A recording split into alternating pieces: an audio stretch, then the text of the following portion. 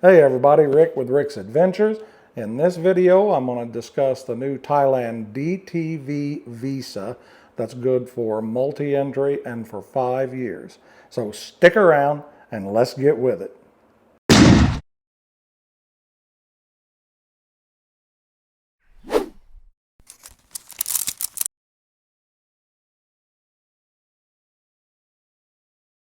Hey guys, Rick here. I wanted to make this video today about the new Thailand DTV Visa. Now I know there's a lot of videos out there that are covering it, and they're going to cover it in probably a lot more detail than I am. There's a couple of them that cover it very good, but just be aware, take everything with a grain of salt and figure it out for yourself. The reason I wanted to make this video was Tia and I were back here in the United States, and I heard about this, and I'm looking down at my phone because I got to have notes on some of this stuff. It was July 15th whenever the Thai government confirmed that they're now going to allow that type of new visa. Now, this thing is monumental for people that want to travel and stay in Thailand or work in Thailand. I mean, it's a big deal. I applied for it because I've been using a non-immigrant type O visa, and I'd had an agency do that, and they charge, about 14,000 baht a year. I know you can do it on your own before you jump to conclusions on it, but it was just simplified if I did it because they made me show so much money in my Thai bank account. They had their ends with immigration, and things could just go a lot quicker and smoother for somebody not in the know. So I seen this come out and found it to be very interesting because basically once you get this, if you qualify for it, you will get 5 years from the date that it's issued to where you can stay in Thailand 180 days at a time. Now, whenever I say the 180 days, so you've got about 6 months that you can stay. After that 180 days, you can go to immigration and you can pay a fee, which I'm not sure what it is. I'm guessing it's going to be like anytime you go to immigration, a couple thousand baht, and you can renew it for a second 180 days. So basically, you're going to be able to stay in Thailand for 360 days out of the year on this visa. Then you leave the country, and let's say you take a couple weeks sabbatical over in Vietnam or Cambodia, Laos, Malaysia, wherever, go back home, come back in, and it restarts. You've got your next 180 days. So in essence, you can stay in Thailand about 360 days out of the year, and you can do this for 5 continuous years.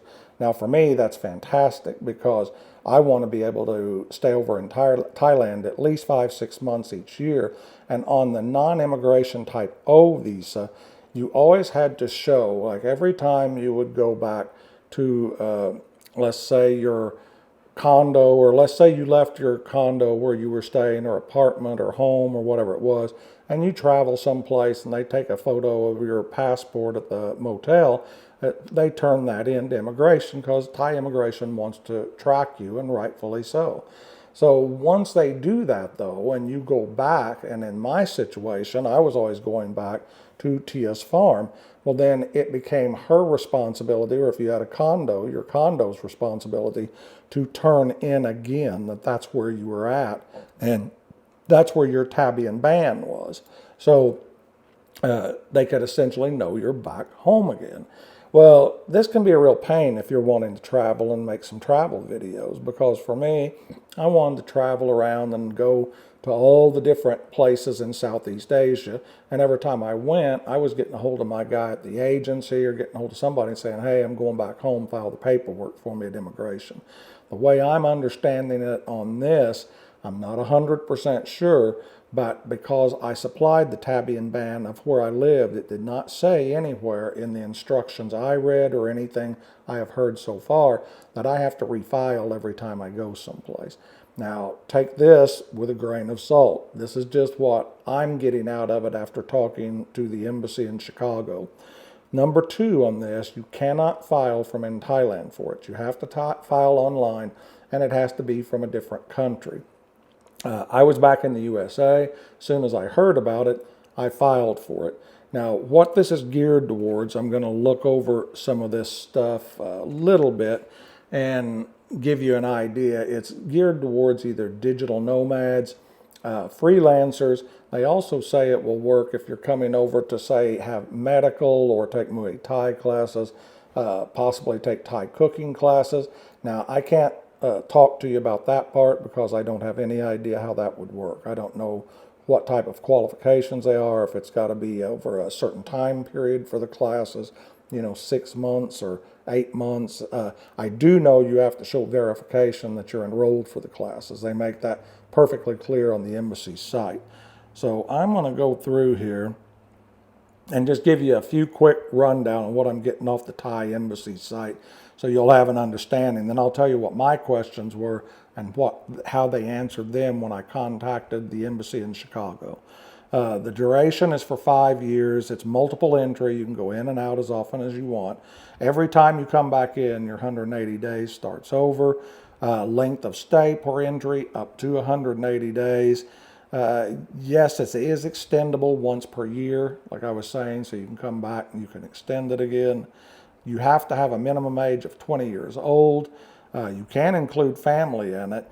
Now, you also have to show, this was something that was really nice over these other visas, you have to show that you have a minimum of 500,000 Thai baht, or about $14,000 in a bank account in a different country. So say my country is the United States, I show that I have at least that 500,000 Thai baht in a bank account, and that is one thing that can be a stumbling block for some people, because I know some people aren't going to have that. So right off the bat, be aware you've got to have that in there. Let's see what some of the other requirements are. You're going to have things, of course, like your passport. You're going to supply them with a standard passport photograph, evidence of your financial assets, and you can do that with bank statements, pay slips. Sponsorship letter can be evidence. Proof of visit. Now with, they give you lots of different things you can select on there, and that was one of my questions. I used workation, which basically you can either, if you work remotely for, say, a corporation here in the USA, you can get a letter from them on their letterhead showing and signed off that you are working remotely for ABC company. Or if you are a freelancer, which is what I put down for workation because of the YouTube channel, I could show a portfolio of work. So that being the case, it was pretty easy for me to show all of the videos I'd put up, things I've put on TikTok, photos on Instagram, and what my purpose was they could see from my YouTube channel. Now my YouTube channel does run through an LLC here in the United States, so everything was documented. They did not request that from me. I didn't have to send them anything on my LLC. They just wanted like a professional portfolio like you would present to somebody for a job. So what I did was I just took screen captures of my YouTube channel. I showed where I have some things on Facebook with it. I showed Instagram photos. I showed maybe 3 or 4 screen captures of 10 or 20 or 30 different videos. And then I included just a little statement that was maybe half a page long that discussed what I did on the videos, why I was doing these videos, and the purpose of these videos.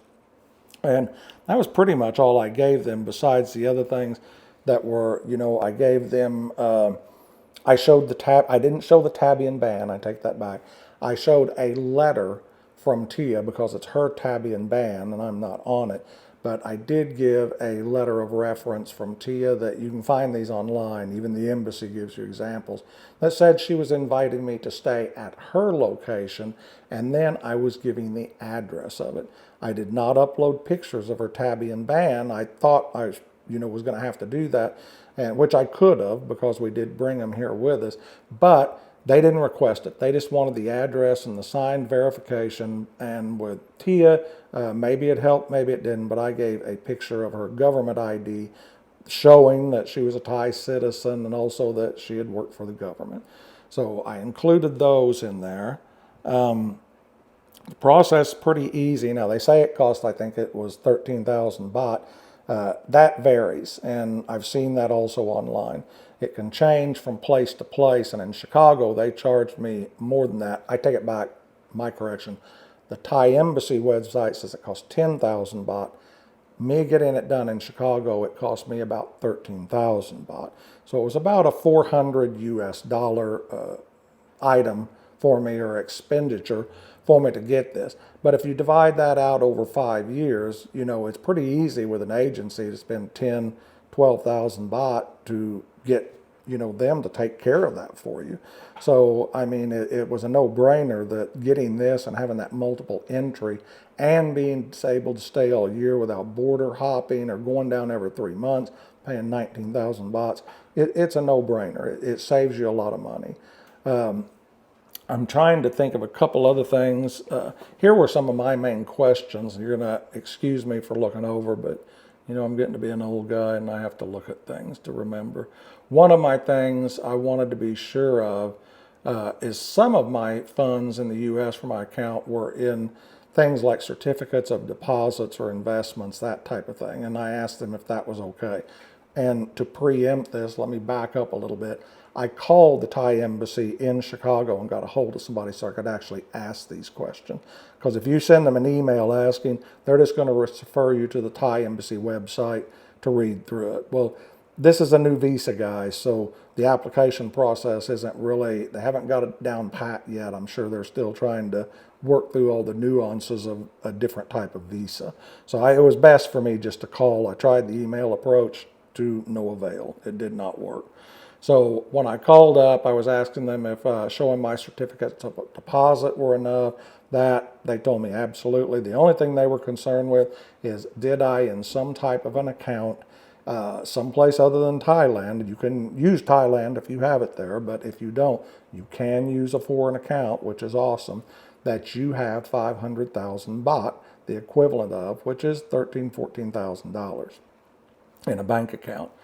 So I gave them that. The other thing, I didn't know what to put on this because even though I am a freelancer, I'm also retired. So whenever you file online electronically, they're still basically using the same system they've used for all of their electronic filings.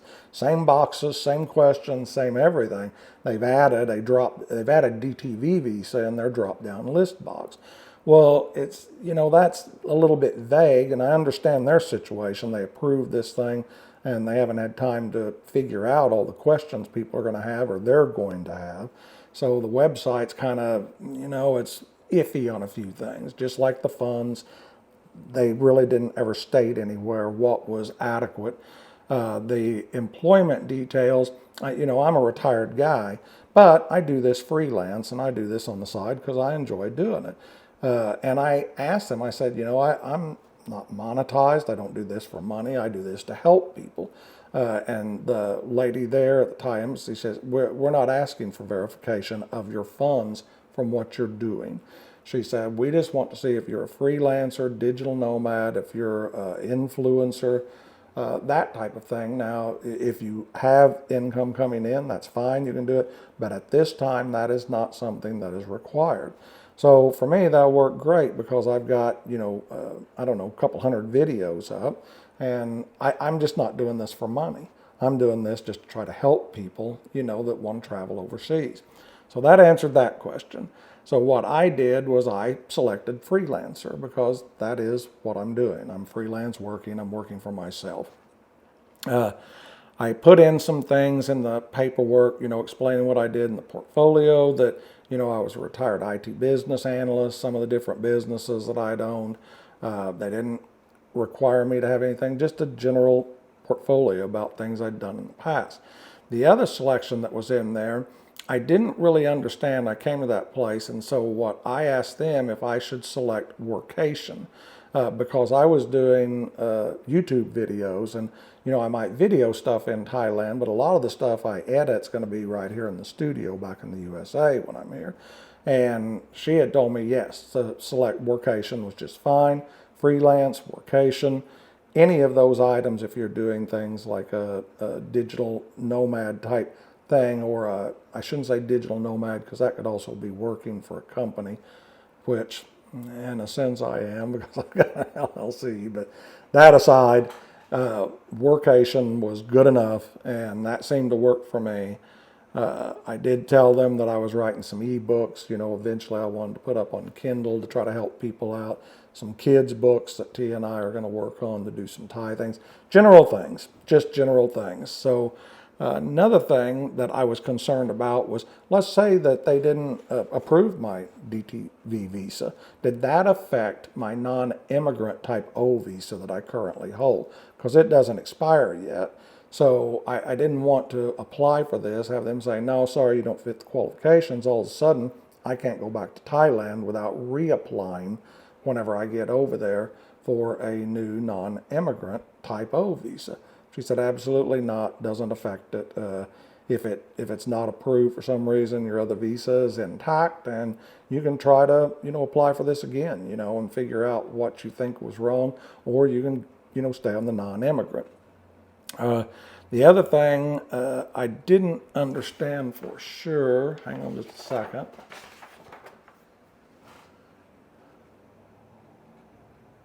Oh, I'd already covered this. I talked about if I should list Tia's residence, because that's where we stay whenever we're there unless we're traveling. She said, yeah, that was plenty adequate. Oh, I know what it was now. This really threw me because they're always wanting to ask about your flight numbers whenever you come over.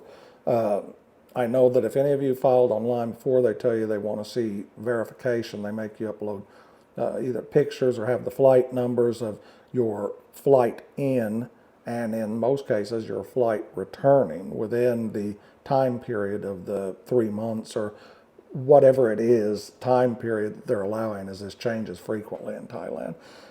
I told her, I said, and of course it was a required field. It was something that I couldn't just skip and leave blank or put an explanation. And I told her, I said, I don't really know what to put here because we're not planning on leaving for a couple more months, but I don't know if you guys are familiar or how much you guys travel, but flights can vary so drastically month to month and day to day depending on what's going on. I've seen flights to Thailand that cost $2,000 and $3,000 flying economy, one way, and I've seen flights to Thailand that cost $700 flying economy one way. So I explained to her, I said, I kind of watch things or track them on Google Flights, and I know approximately when I'm going to be leaving. I'm going to be leaving sometime, towards the end of this 1 month or the beginning of that next. But I don't want to put in a ticket number because I don't want to buy a ticket right now. And she said, don't worry about it. She told me just put in a ticket number, go online, figure out a ticket number or use a past ticket number, which is what I did, and said, you can put this in, and said, we know that has got to be fluid, was her explanation. She said, put in a number so you can go ahead and continue through, but we do understand that is something that has to have fluidity, because not everybody knows exactly when they're traveling or when they're not. So this surprised me, and I thought that was really cool. So that's what I did. I put in a number so I could continue with the application. Once I put all this in, guys, the other thing was how long does it take? They say generally it could take up to 15 business days. They don't really want you to apply a whole lot before 30 days, their recommendation before you leave, but some sites and some places on the embassy site will say 30 to 60 days. So I'm within that 60-day period, so I thought I'd just go ahead and do this and see, how it panned out. So I put this in, and whenever I did, I uploaded all the documentation. I gave them what they were asking for, relatively simple. It was a pretty painless process. I spent maybe an hour online uploading things, that type of stuff. And it took them approximately 10 days. And I got an email notification back, had a great big approved stamp on it, and they sent me a PDF file of my Thai e-visa. Now, what they recommend, they said you do not have to have that printed out, that you will be in the database whenever they look and you come in through immigration, but they said they will accept if you have this PDF file on your phone or if you have it on your iPad, your computer, or whatever. Personally, guys, I have it there. I have it on, because I carry a backup phone with me too. I have it on both my phones. I have it on my iPad and computer, but I always print out hard copies. Here is what it looks like. There's really not a lot to it. It is pretty basic. It's got your name, date of birth, sex, your passport number. It does have your new visa data, a transaction reference number, where it was issued from, like mine was issued in Chicago, the visa type, which is a DTV or Destination Thailand Visa. says multiple entries. I've got multiple entries on it. Remarks, this is something else I almost forgot about. Employment is prohibited on this. Now they're meaning I can't go over into Thailand and work at a Thai business, on this DTV visa. I can work for a business that's in a different country, the United States, or for myself as a freelancer, but I cannot go and work in some place in Thailand. You're still going to have a work permit for that. It gives my valid date, it gives my passport photo. And down in the bottom corner, it has this QR code, and I didn't know, I blacked all my stuff out. Sorry, guys. It gives that QR code. I didn't really know what that was for, so I looked that up online. And that's just basically something they can scan, and it's validating that this is a actual document from the Thai embassy and approved. It's not something forged. So that is a pretty interesting deal. So I carry all this stuff with me. This DTV Visa, guys, is going to be fantastic for a lot of people. There are many other ways to get it. Go online. You're going to hear about it. My suggestion is if you are, let's say, for example, in the USA, they do different zones of which embassy you're supposed to call. Like I was in Missouri, mine was Chicago. They have some that are in Dallas, depending on if you live in a state closer to Texas.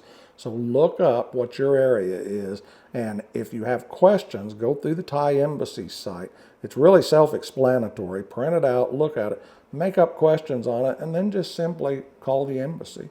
Ask your questions, and they were very, very helpful to me. They were kind, they were polite, they were, quick with their answers on everything. They gave me no problems whatsoever. So I would do my due diligence if I were you. If I was going to file, spend $400, if I had questions, I'd call up, go down my checklist, ask them the questions, and then file it. And I will just about guarantee you that if you have the money in the bank, you're not a felon, you have a legitimate passport, you can show a few of these things that are crucial to them, a work portfolio if you're a freelancer, business person, whatever it may be, YouTube content creator, it doesn't seem like it's going to be a really big deal to get these. And I'm sure, I don't know what Thailand's, government or what their immigration thinks in their head. I can give you my assumption. Thailand, ever since COVID, has had difficulty with tourists, and when I say trouble with them, I don't mean problems with the tourists themselves.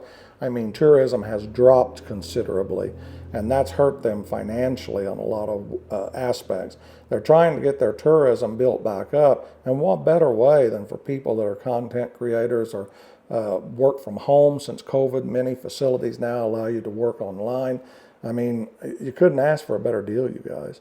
If you want to travel or you want to live someplace that's cost effective and fun, if you're not doing it now and you can and you have the ability, get you a job doing that as a digital nomad and, become a freelancer or, see if you can find an employer that'll let you work, overseas or work online, because there's plenty of things you can do overseas. I have friends that are from Canada that work online and they live over there full time. I mean, the cost of living is so much better, you can't hardly beat it. So this video's drug on long enough. If you have questions, ask them in the comments. I also wanted to point out that you guys have came up and I've passed 1,000 subscribers. I'm really excited about that. That's a big deal for me.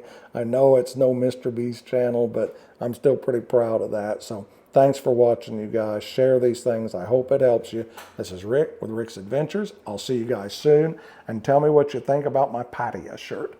Talk to you later, guys. Take care.